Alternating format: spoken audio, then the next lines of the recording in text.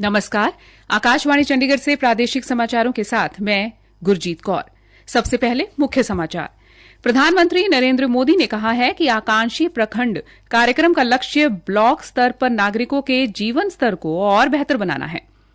कल सुबह 10 बजे देश भर में विशेष स्वच्छता अभियान चलाया जाएगा। प्रधानमंत्री नरेंद्र मोदी ने प्रत्येक देशवासी को हाथ बटाने की अपील की।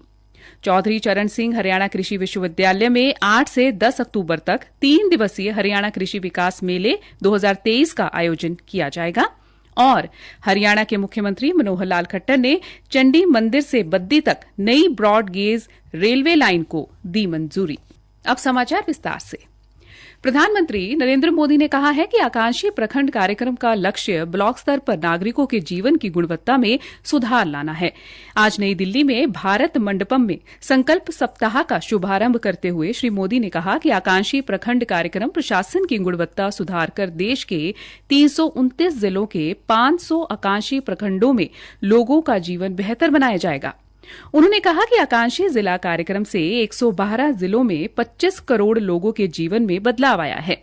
इस कार्यक्रम के 5 वर्ष पूरे हो चुके हैं और ये कुशल प्रशासन का सशक्त उदाहरण साबित हुआ है।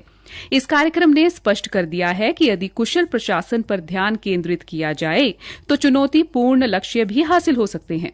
श्री मोदी ने कहा कि आकांक्षी जिला कार्यक्रम की सफलता आकांक्षी प्रखंड कार्यक्रम के लिए सुदृढ़ आधार बनेगी।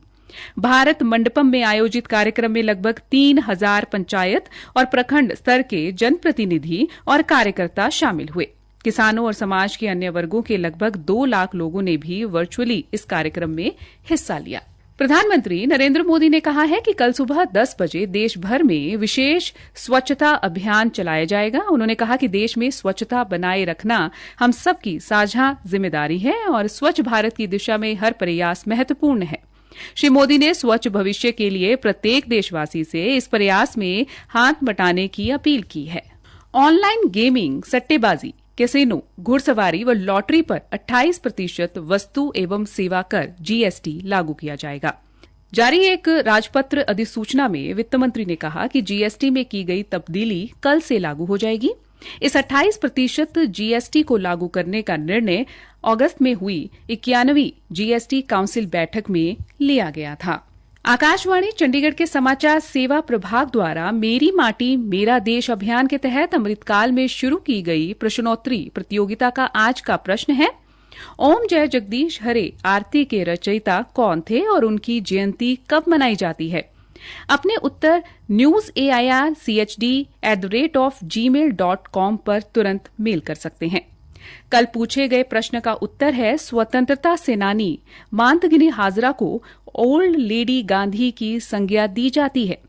इस प्रश्न का सही उत्तर देने वाली हमारी विजेता है चंडीगढ़ के सेक्टर 41 से ममता। प्रादेशिक समाचार आकाशवाणी चंडीगढ़ से प्रसारित किए जा रहे हैं। हमारे राष्ट्रीय बुलेटिनों और ताजा समाचारों के लिए आप हमारी वेबसाइट newsonair.nic.in पर लॉग कर सकते हैं।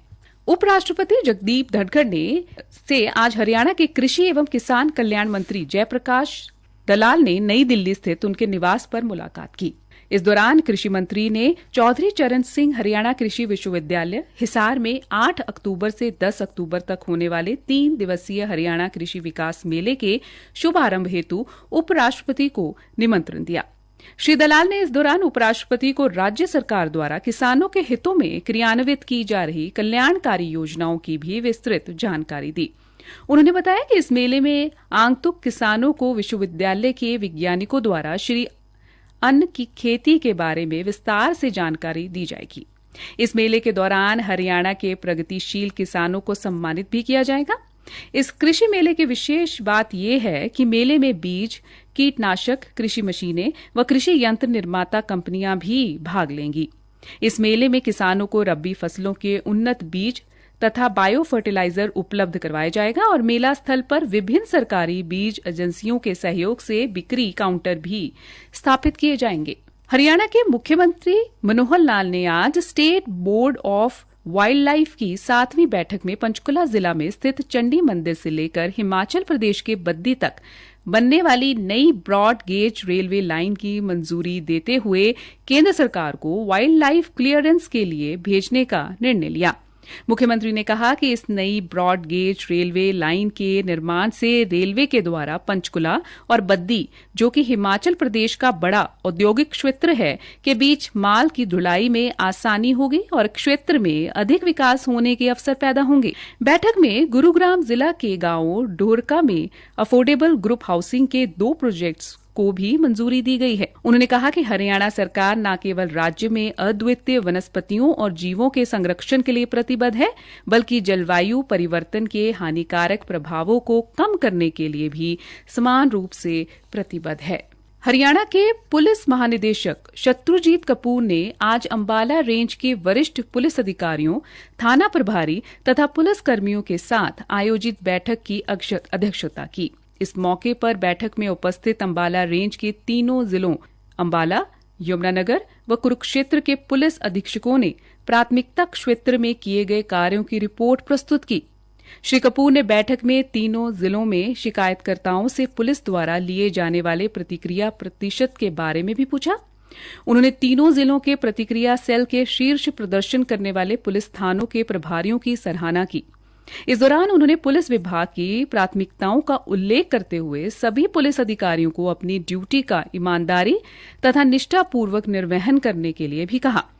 बैठक में उन्होंने महिला सुरक्षा को पुलिस की सर्वश्रेष्ठ प्राथमिकता बताया और कहा कि पुलिसकर्मी सार्वजनिक परिवहन जैसे ऑटो, जीप या कैब आदि का डेटाबेस तैयार करते हुए ड्राइवरी की बैठक लें। इसके अलावा उन्होंने महिला सुरक्षा संबंधी आवश्यक दिशा निर्देश दिए, जिसके अलावा महाविद्यालयों व शिक्षण संस्थानों में महिलाओं को हेल्पलाइन नंबर 1091 तथा मोबाइल ऐप 112 दुर्गा शक्ति के बारे में भी बताया और उन्हें मोबाइल ऐप डाउनलोड करने के लिए प्रेरित भी किया। ग्राम प्रहरियों को संबोधित करते हुए श्री कपूर ने कहा कि नशा तस्करों को पकड़ने के लिए समय पर सूचना मिलना अत्यंत आवश्यक है ताकि तुरंत कार्रवाई की जा सके। पुलिस महानिदेशक ने अंबाला रेंज के उत्कृष्ट कार्य करने वाले 11 अधिकारियों तथा पुलिसकर्मियों को सम्मानित भी किया। उपायुक्त डॉक्टर शालीन ने बताया कि गांधी जयंती के उपलक्ष्य में 1 अक्टूबर को यानी कल जिला स्तरीय स्वच्छता अभियान कार्यक्रम का आयोजन अंबाला में किया जाएगा।